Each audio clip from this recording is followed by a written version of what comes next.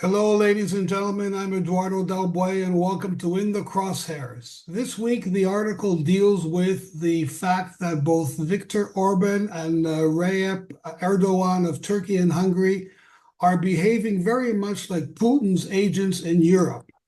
Although the article deals with both countries, my guest today is Robert Noble, who we've seen here in the past, so we're honored to have him here again. We're going to be discussing with Robert the role of Viktor Orban in Hungary as a Putin agent and a factor that's divisive for both the European Union and for NATO. Robert served as Director of Central European Affairs at the Canadian Foreign Ministry and has a very good handle on what's happening in Central Europe. Robert, welcome. Thank you very much, Eduardo. Good to be with you. Good to see you. Well, the article I get into has me very worried for the West. It looks like Europe and North America, from NATO point of view and from a European Union point of view, are asleep at the wheel. Orban has been in power now for 14 years, completely anti-democratic, completely towing Putin's line in the EU as president of the EU for this 6-month period. He went to Moscow, met with Putin, and then went to Florida to meet with Trump without any permission from the EU members. With respect to NATO, he has blocked all of the aid to the Ukraine, and he's behaving exactly the way Putin has dreamt. Putin has dreamt to divide NATO and divide the EU, weaken them so that he can have influence over them. What's your take? Well, I think, Eduardo, to start, one needs to have a little bit of historic perspective Mm-hmm. on Hungary. Uh, Liberal democracy has really never taken anchor in Hungary. Historically, Hungary has been monarchic, despotic, totalitarian.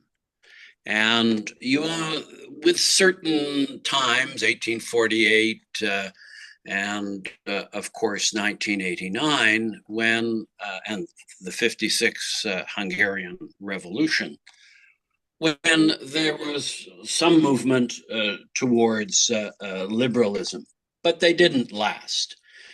1989 arrives, and there's a bit of an opening, but not a great deal.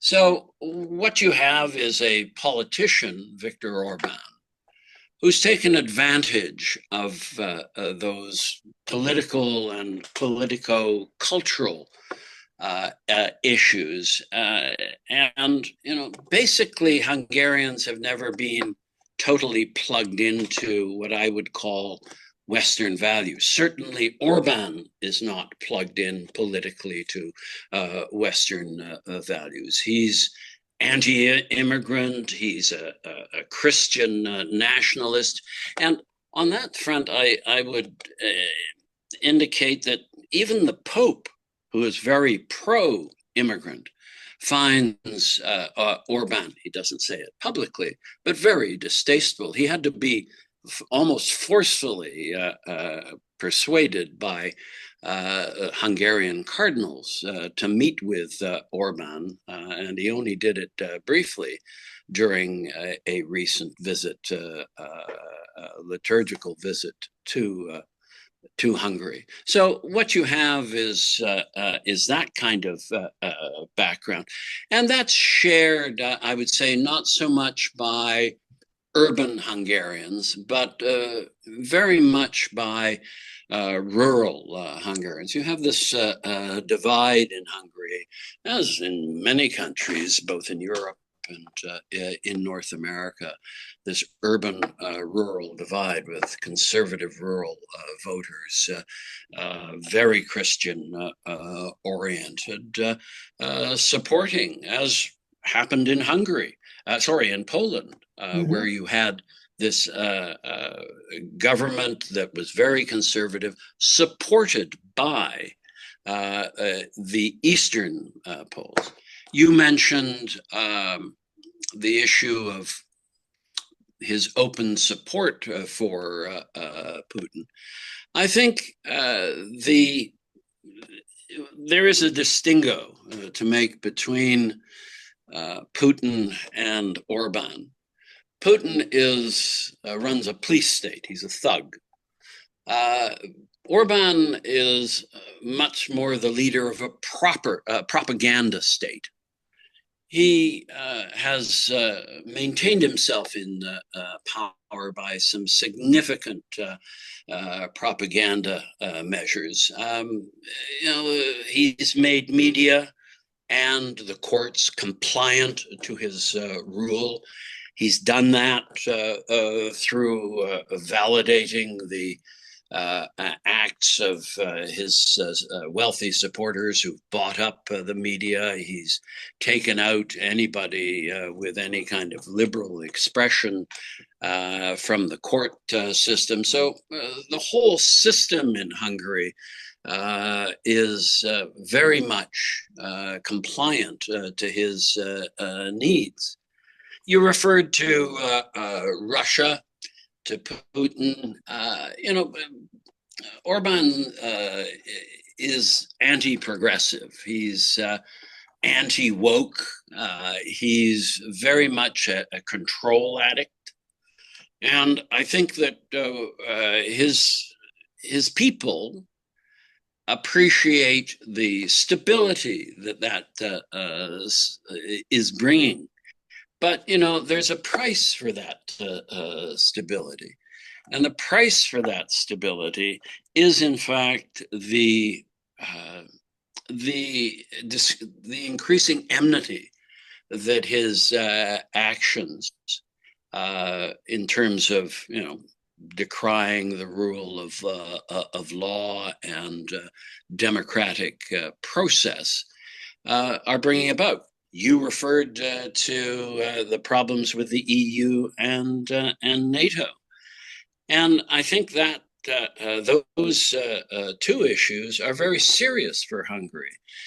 Hungary is a stable state. He's basically referred to Putin as a model, but that model benefits Hungary to a certain extent.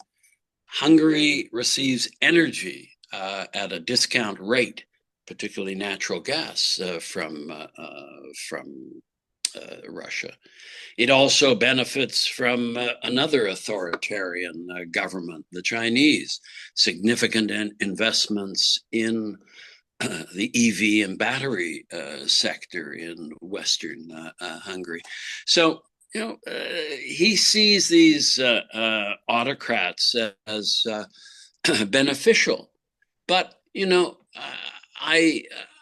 there are downsides to all of this, and the downside, of course, is the serious criticism that's coming from the EU and NATO. I'll refer to the EU in a second, but the United States is becoming very frustrated with our friend Mr. Orban, and the bottom line there is that they're going to the extent the American ambassador openly criticized Orban, calling him not an ally of the United States. And that's, as both of us know as former diplomats, that's a risky proposition for an ambassador to come out with, Indeed, and it expresses clearly the opinion of the White House on the value of the relationship with Hungary. In the EU case, you pointed out what he's done, lack of support for Ukraine and lack of interest in sending any kind of weaponry to Ukraine to support them. And, the outcome of all of that is Hungary being threatened by the EU on sanctions for this kind of stance.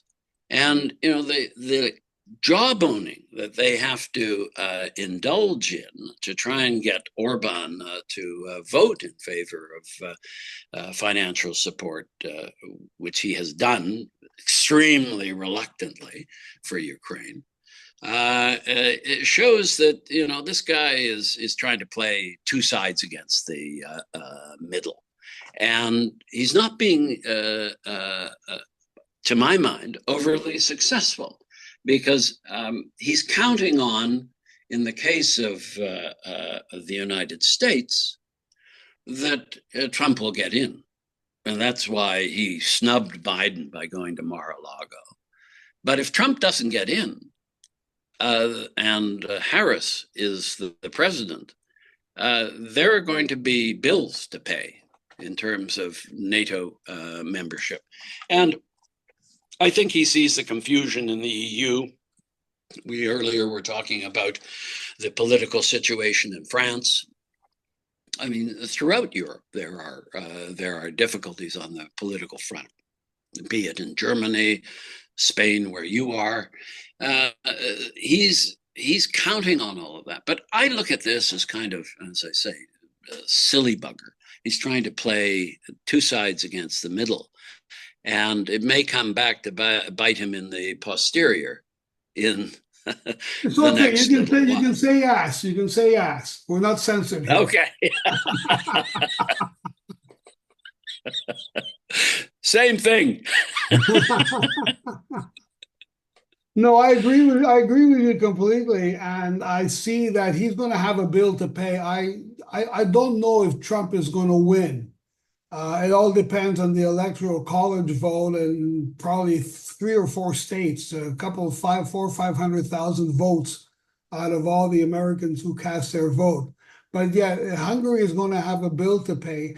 But if Trump gets in, is Trump going to be able to give Hungary the kind of financial support that the EU gives it?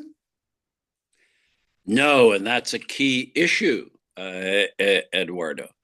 I think the way Hungary is going right now, it's going down the path of Belarus. Mm-hmm. And we see where that has led to a much more totalitarian dictatorship, more firmly allied with Russia.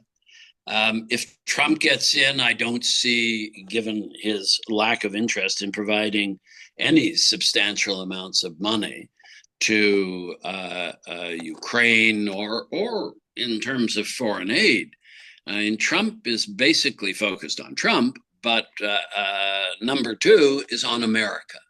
Yeah. And I think that's where it's at, ensuring that he makes America great again. I'm not sure, apart from a number of his advisors, one of whom is of Hungarian origin, and Tucker Carlson, excuse me, I forgot about Tucker Carlson. I don't think lots of people are interested in America in supporting Hungary necessarily. I don't think it comes to mind immediately. Yeah. Okay, well, our time is almost up. Robert, I want to thank you for clarifying and for elucidating on many issues that are of interest and that complement very well the article. I hope our readers come across with a greater understanding of what role Hungary is playing in the EU and NATO and what the dangers are for the West. The West has to get its act together. The West is not learning how to manage Islamism. It's not learning how to manage Hungary. It's not really learning how to manage Putin and his electronic penetration, his agents of influence in the States and in Canada and in many countries around the world who are acting on his behalf. I think the bottom line of all my articles is that the West has to wake up. The West certainly does need to wake up, but its own inherent political instabilities that we've discussed in Canada, the United States, even in Japan, which is part of the G7, Europe. These are difficult things to first invest in and then certainly to control from a political standpoint, given the vast amount of issues that politicians at the highest levels in the G7, for instance, have had to address over the past few years, COVID-19 being, of course, one of the least of this. And in the face of dictators and thugs like Putin, who's prepared to go as far as he's is necessary to do this. Right. Well, Robert, I want to thank you so much.